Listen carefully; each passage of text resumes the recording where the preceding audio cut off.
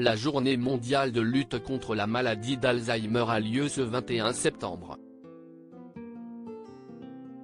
À cette occasion, Laurie Tillman, ancienne Miss France, a parlé dans les colonnes de 20 minutes de sa grand-mère Yvonne, touchée par la maladie.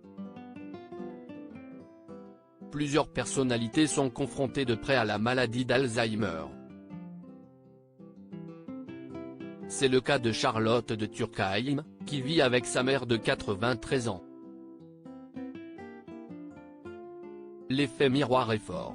Je vois à quoi ressemble la fin de la vie, avait-elle confié en août dernier à Gala. Elise Moon, quant à lui, a perdu son père de cette maladie en septembre 2020. Pour lui rendre hommage, il a réalisé un documentaire intitulé Mon vieux. En revoyant le film, comme ça m'arrive de temps en temps, je me trouve un peu dur avec lui. Je le secoue, je m'énerve vite. Je le regrette, et en même temps, je me dis que je ne pouvais pas faire autrement parce que si est très exaspérant de devoir lui rappeler des choses 50 fois, a-t-il déclaré dans une interview à Télé Loisirs parue ce 21 septembre, en cette journée mondiale de lutte contre Alzheimer. La grand-mère de Laurie Tillman oubliait si elle avait mangé ou non pour sensibiliser à cette maladie. Laurie Tillman s'est pour sa part confiée à 20 minutes. Avec beaucoup d'émotion et d'amour, elle a parlé de sa mamie, Yvonne, âgée de 96 ans et diagnostiquée il y a 12 ans.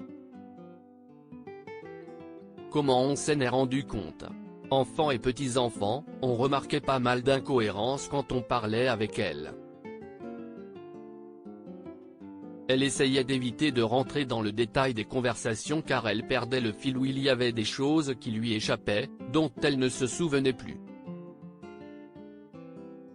Ça a commencé par les prénoms, et puis des incohérences, a-t-elle expliqué dans cet entretien vidéo.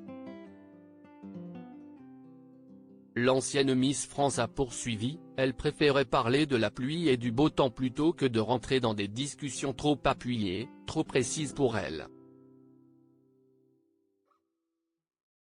Elle oubliait si elle avait mangé ou non.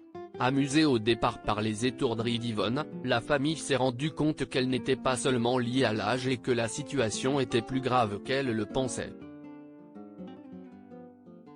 Aujourd'hui, Laurie Tillman utilise donc sa notoriété pour sensibiliser à la maladie.